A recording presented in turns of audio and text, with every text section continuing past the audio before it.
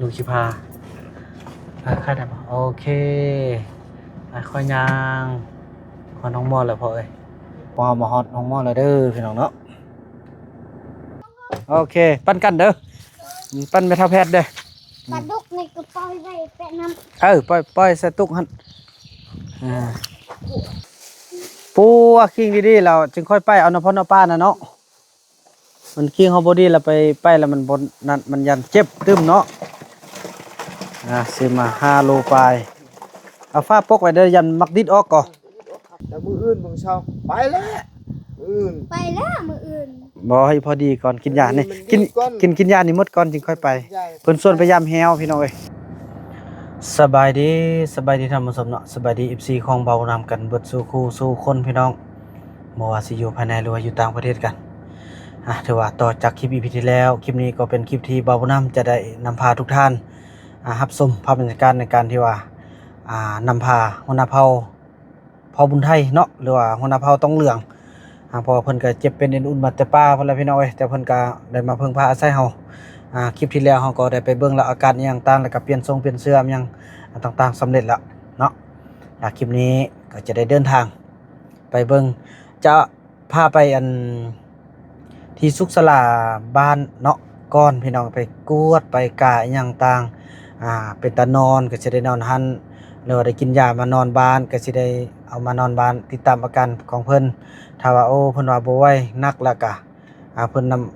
นำส่งแต่ละคันเฮาก็จะจำเป็นต้องได้เอาไปเบิ่งนั้นก่อนพี่น้องเนาะก็ขอให้ทางพ่อบุญไทยเพิ่นตลอดปลอดภัยเป็นหัวหน้าเผ่าพี่น้องเอ้ยก็ขอให้อายุยืนยาวมันสุขภาพแข็งแรงอะไรพี่น้องเนาะบ่อยากให้มีทุกคนเจ็บเป็นเอ็นอุ่นคือว่าแหละแต่ก็ทุกสิ่งทุกอย่างมันก็ปราศจากบ่ได้พี่น้องเอ้ยว่าเรื่องเกิดแก่เจ็บตายเนาะเมื่อถึงเวลาของมันก็ถือว่าบ่มีผู้ใดห้ามได้ฉะนั้นเฮาแก้ไขได้เฮาก็ต้องแก้ไขไปก่อนเพราะว่าเพิ่นมาพึ่งพาอาศัยมาขอความช่วยเหลือจากเฮาก็สิได้เฮ็ดหน้าที่ที่ว่าเพิ่นได้ไว้เนื้อเชื่อใจเต็มที่แหละพี่น้องเนาะไปภาพบรรยากาศนั้นจะเป็นบันไดเบานำก็เชิญชวนทุกท่านเนาะไปชมภาพบรรยากาศนำกันเลยพี่น้องเนาะโอเคตอนนี้เฮาก็ได้เดินทางมาฮอดบอนที่จะไปเอาพ่อบุญไทยละพี่น้องเอ้ย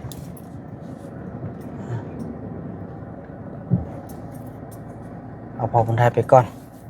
นางลีแทเอาไว้ก่อนเพราะว่าหมอมันก็นัดแต่ก็มันจำเป็นพี่น้องเป็นแบบนี้ก็เอาทางนี้ก่อนทางใดก็เป็นชีวิตคือกันพี่น้องเอ้ยแต่ว่าทางนั้นมันก็ค่อนข้างจะเบาบางเนาะทางลูกเซาลีก็ถือว่าปะเป็นอาทิตย์2 อาทิตย์ก็พอได้เพิ่นว่าเนาะแต่บ่กลายเป็นเดือนฉะนั้นพ่อบุญไทยเพิ่นก็เจ็บหลายพี่น้องเนาะจนย่างบ่ได้ขึ้นภูบ่ได้แล้วเดี๋ยวนี้จนได้เอารถมารับจังซี่แล้วมากระบอกกันล้นเต็มพี่น้องเนาะ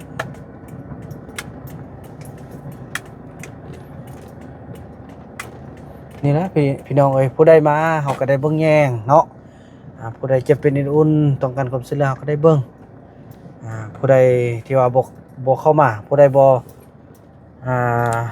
ทำหาเฮาก็บ่ทำหาพี่น้องเอ้ยเนาะมันเป็นวิถีชีวิตของพวกมันอาจจะบังคับแล้วก็บังคับให้มันเปลี่ยนแปลงก็บ่ได้พี่น้องเอ้ยนี่นางติ๊กก็บ่มาฮอดปานนี้ไปเกี่ยมลูกนักอ้นเด้นักอ้นบ่ไปเต้นักอ้นนี่ฮะนักอ้นบ่ไปเต้ลูกโอ้มันสิขึ้นได้เนี่ยเอาขึ้นทางล่างเอาเนาะไปลูกพร้อมไทยเด้สองพ่อเมียเนี่ยบ่ตื่นตื่นแล้วเนี่ยไม่นั่งต้องงงแล้วพี่ยันพอมันหนำดิอัดตูนี่ยันพอมันนำไทยคลิปแล้วอัดตู้เลยเดี๋ยวพากันเฮ็ดอย่างจงงองคนนี้ยังจงงองดินโทรศัพท์พอมันนำไทยคลิปหมดน่ะโอเคพอลงไปขึ้นรถท่าเลยขึ้นรถท่าเลยอีอ้นนี่คันอยากขึ้นรถเขาก็เอาไปน้ำคันมันอยากขึ้นรถน่ะบางเทื่อมันอยากไปห้าผู้บ่าวเฮาซะทางล่างเอาบ่เราบ่กระเดาะ ได้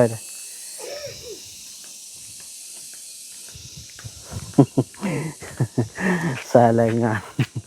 แต่อยากหัวเนี่ยเห็นบอกจะไปป่าบ่มีผู้บ่าวช่วงนี้โซนเป็นเดือนเก่าเลยเด้อ่าผู้เจ้าไปเลาะอยู่ป่าผู้เจ้าก็บ่มีอันเจ๊แต่ว่าตุ้ยดีพี่น้องเอ้ยเนาะนางอ้นเฮาน่ะไปพ่อบุญไทยเอ้ย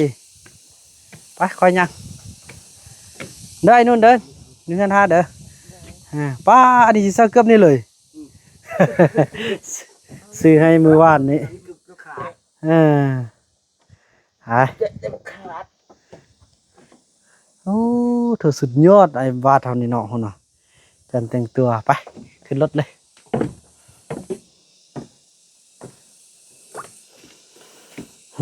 ถึกวันถึกยาเด้ออย่าสุดไปทางอื่นทางไกลเด้อ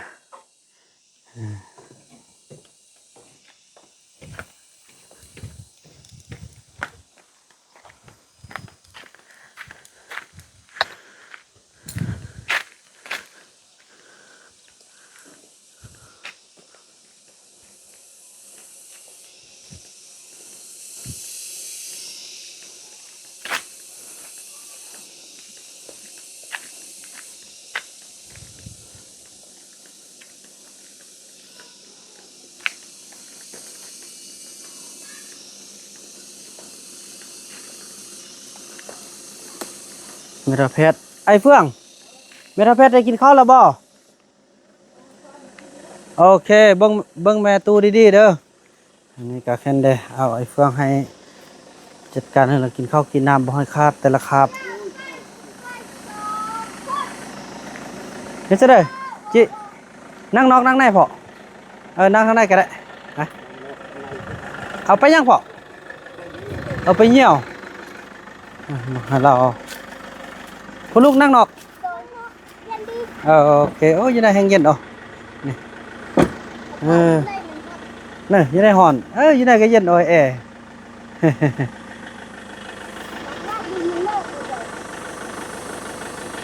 ไอ้วัดบ่อยู่บ้านเนินนำหนึ่งจีจื้อนอกขึ้นเลยตามแต่ว่าขึ้นเลยหอนเลยไปขึ้นเลยไอ้วัดขึ้นเลยหรือว่าจะเข้าหน้ากับเข้านั่งนอกมีผู้สาวไล่นอก มีสาวน้อยสาวไล่จักคนผู้สาวเนี่ยมีจักคนลูก2 คนผู้ใดแด เอ้าย่าอีโอนนี่ซะแล้วบ่อุ้มมันขึ้นเด้อบ่ยัดสิเล่นเป็นเสียมึงอุ้มแม่ไอ้วัดมาอุ้มอีโอนได้ไหมอุ้มขึ้นไปไปบ่มันสินั่นติลูกมันสิบ่โอนเฮ็ดซะเด้อลูกนี่ๆเอาขึ้นเลยโดนเลย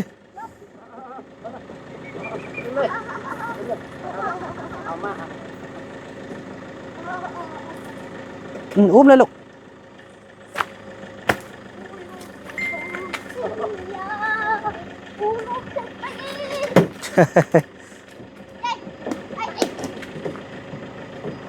เอาลุกขึ้นเลยพ่อจัดให้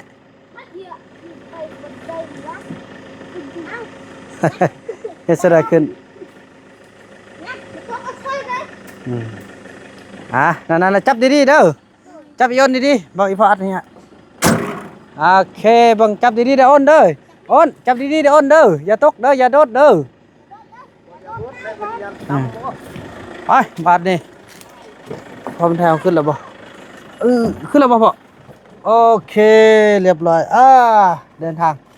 ไปเมืองเพชรเมืองหม้อคือเพิ่นว่าอะไรพี่น้องเอ้ยเอาแก้วขึ้นก็ได้เพราะมันเย็นดี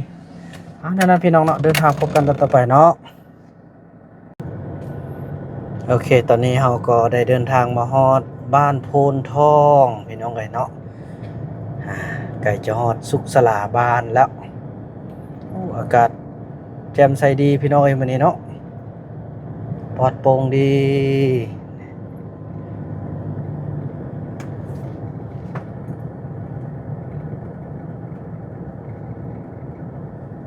โอเค เคเอาฮอตแล้วพี่น้องเอ้ย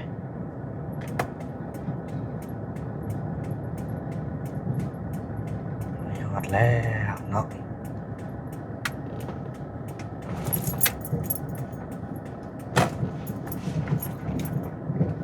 อืม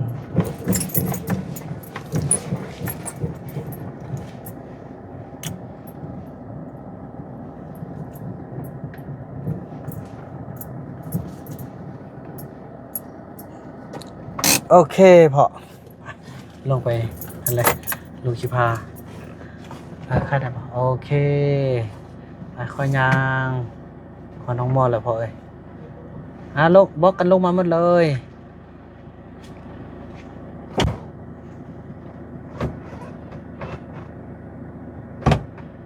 โอ้แล้วก็หัวเจ็บบ่เจ็บเลย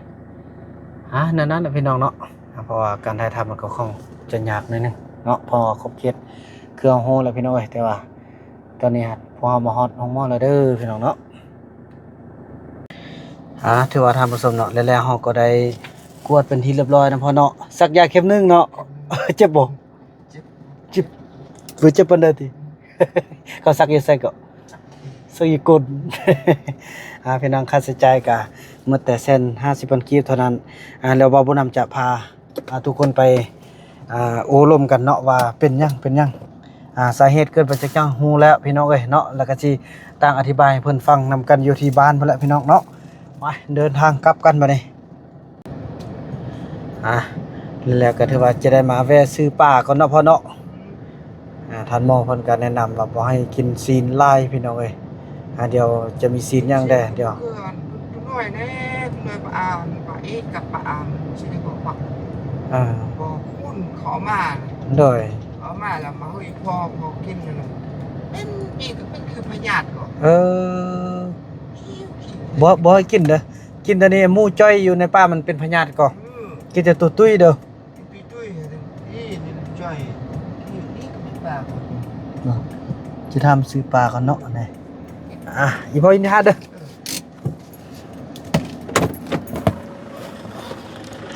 ยาเด้อซื้อปลาบ่นึงก่อนเด้อสิปลาดุกให้กินก่อนเด้อโอ้ฮอนบัดเนาะเด้อจับไว้เด้อให้มันโดดเด้อนั่นน่ะพี่น้องเนาะโอเคพี่น้องเนาะได้อยู่5โลกับ5โล5ขีดเนาะถึงอยู่ 278,000 พี่น้องเนาะจ่ายเงินก่อนพี่น้องโอเคพี่น้องสำหรับเงินเป็นที่เรียบร้อยเนาะ 278,000 จังสีละไปมันเขาจะจับพี่น้องเขาก็ได้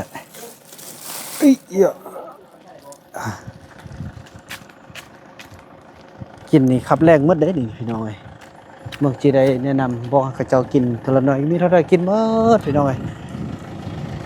จับเปล่าเด้อแล้วอันนั้นเด้อพากันคั่วกินเท่าละน้อยเอาเด้ออย่าซูแม่นมันมีเท่าไรก็กินหมดแล้วมันบ่ร้อนซื้อเด้อโอเคจะบอกหัวหน้าเผาเลยครับสำเร็จแล้วพ่อเอ้ยซื้อเรียบร้อยแล้วเบิ่งกินพากันคั่วกินเท่าละน้อยเด้อบ่แม่นคั่วกินบัดเดียวหมดเลยกินคั่วทีละ2โต๊ะก็ได้เด้อ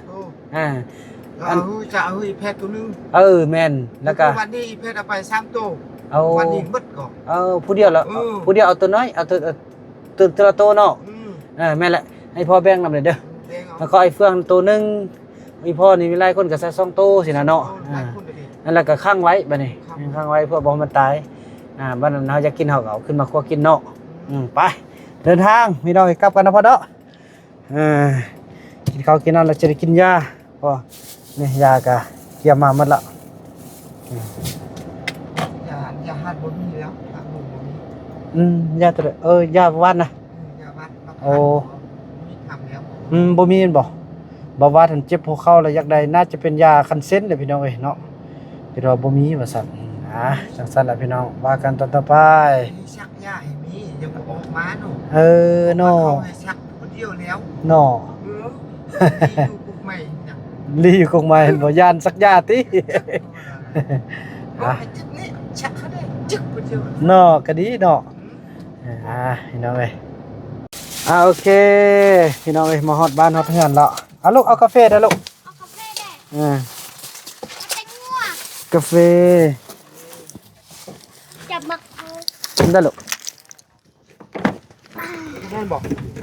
เบิ่ง อันนี้คือแม่นบอก บ่แม่นอันนี้นมไอ้บุญมีอย่าสูบบ่แม่นอันนี้ของไอ้บุญมีนั่นล่ะมีแต่กาแฟจนนั้นแหละเบิ่งเอาตู้ให้พ่อได้อลูกปลาดุกได้แล้วเนาะกาแฟได้แล้วบ่ลูก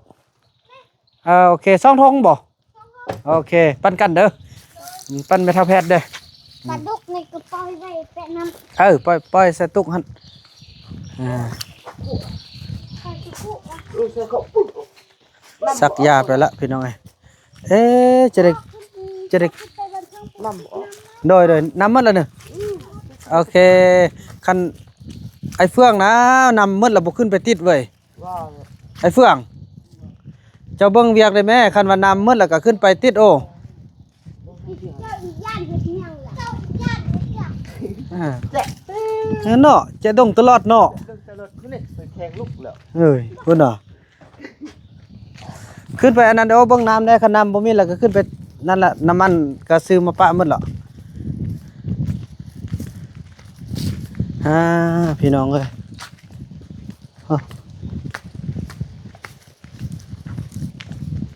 กาแฟปั่นกันนะลูกเด้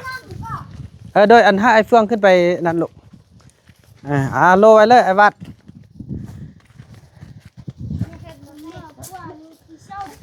เนาะสักยาละเมื่อนึงเข้าไปนั่นละเข้าไปเอาน้ำละ นำว่ามึงกินเล่นเบาไป โต ปั่นกัน เพื่อนมันหลักโอ้ ปูคิงดีๆเราจึงค่อยไปเอาน้ำพ่อน้ำป้านะเนาะมันคิงเขาบอดี้เราไปแล้วมันบนนั่นมันยันเจ็บตึมเนาะซื้อมา5 โลไปเอาฟ้าปกไว้เด้อยันมักดิดออกก่อนเอาฟ้าปกแล้วเอาฟืนหันย่องไว้ฟืนย่องไว้ ตอนนี้ก็ต้องห้างกิน ตระเยอะตระเยอะ ใส่ลงโก้งลงเลยพอลงโก้งลงเลยเอาลงโก้งเลยมันดีดออกเอาลงปกลงปกลงปกลงแล้วเอานั่นเอาฟืนมาย่องมานี่มันจะโบเต้นออกจับได้แล้วเดี๋ยวสักยาละโอเคบาดนี้มันก็หายใจได้ กินตระเยอะกินกว้างนึงเราอีกแค่ฐานะคือนึงเดิน3คนใน1 2 3 4 5 6 5 3โต ให้ลูกดีนะพ่อดีกันเนาะพอเด้อลูกนี่แหละลูกจะไปถ่าดี ไป ก่อน เฮ้ย เด้อ มาแรงเนี่ยอีลูกไปเอาปืนนั่นปืนเวียงอยู่ปันดักกอง บอย เอาเมียงเด้บางนึงอ่ะอยากกินอย่ากินเมียงให้พ่อดีแข่งก่อนเนาะดีแข่ง ถ่าดีก่อนอย่าค่อยไป ลูกไปเอาปืนเวียงมาปะไว้นี่แล้วมืออื่นมึงชอบไปแล้วอื่น ไปแล้วมื้ออื่น บ่ให้พอดีก่อนกินยานี่กินยานี่หมดก่อนจึงค่อยไปเพิ่นส่วนพยายามแฮวพี่น้องเอ้ย อย่าเบิ่งแฮวเบิ่งทึกเด้มาเบิ่งบ่ทึกเอาตุปูหั่นปากกางหั่น เลย ป้านี่ แน่พ่อแน่เด้อยานี่ตึมจะน้อยกินข้าวแล้วลูกจะมาให้กินเด้อแล้วอีพ่อบ่ได้กินข้าวช่วยแท้เนาะได้พากันกินข้าวเราอันบอกไอ้เฟืองโทรไอ้นุ่นนอนติ ไอ้นี่เฮ็ดเข้าอ่ะ แล้วบอกไอ้นุ่นโทรบอกกันอีพ่อกินข้าวแล้วอีพ่อสิเอายานี่มาให้อันพ่อมันให้กินเด้อโอเคพี่น้องเอ้ยพอจะได้กำกับไว้ถือว่ากำกับในการกินยายันเขาจะกินบ่ทึกแล้วพอเดี๋ยวอย่าลืมนะการกินข้าวเราให้อันนี่ให้ลูกมุกลูกจอมขึ้นไปอีพ่อก็ได้เด้อหรือว่านั่นเราลูกจะเอามาให้กินพอลูกเอาไปน้ำลูกเด้อย่าน่ะเด้อนั่นแหละเด้อไอ้บัดเด้อเอารถขึ้นไปเมียนกันพี่น้องเอ้ยพี่น้องนั่นนี่จะลมให้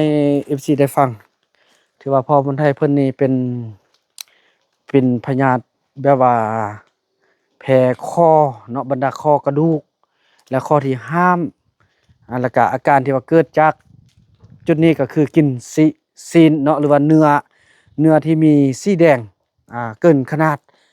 ก็คือว่าและพี่น้องเอ้ยจะได้ซาลีจะได้นางแพนด้าอันนี้นะนางแพนด้าโอ้นางแพนด้า คือว่ากินอันนั้นพี่น้องเนาะกินเนื้อแดงไล่เกินไปฉะนั้นจะได้ลดพรในการกินเนื้อให้กินปลาแทนพี่น้องเอ้ยโอ้เมทาแพทย์เฮาก็จัดการให้ทางจุนี่เบิ่งอย่างสบายดีสบายดี อันลี่จะน้อยแล้วเอากาแฟอันไอซื้อไว้น้ำพ่อบุญไทย2ถุงยังก่อนเด้อแบ่งมาให้อันนางแพทย์เด้อแต่ชิแม่นเอานั้นแหละพี่น้องเอ้ยเนื่องบ่ให้กินเนื้อหลายให้ได้กินปลาสักยาให้กินยานิดนึงก็แค่นว่าอยากไปปลาอีกละส่วนบ่าวบ่นำพยายามแฮวเอาแต่ว่าเบิ่งตัวจริงเนาะคันว่าทันก็ไปคันบ่ทันแล้วก็พอในได้ก็สิได้ทางผ่านไปมุงเฮือนให้ทางยายมีเฮาพี่น้องเนาะยายมีก็จักเพิ่นจังได๋ฝนตกยายมีก็อยากมาพี่น้องแต่มาบ่ได้ให้ผู้อื่นเจียเขาก็บ่เจียเด้บ่าวนำเจียเราก็บ่ให้เจียเราก็ว่าเป็นผู้หญิงผู้ชายเราบ่ให้เจียบ่ให้แตะซั่นก็เอานั้นแหละเฮ็ดอะไรก็ตามใจว่าเนาะพี่น้องเอ้ยได้เบิ่งเท่าที่จะเบิ่งได้นะอันใดก็ได้ถือว่าคลิปนี้บ่าวนำจะขออนุญาตจบคลิปกันสำนี้ก่อนติดตามอาการแล้วก็เบิ่งไปนำกันพี่น้องเนาะสำหรับคลิปนี้บ่าวนำขออนุญาตกล่าวคำว่าสบายดี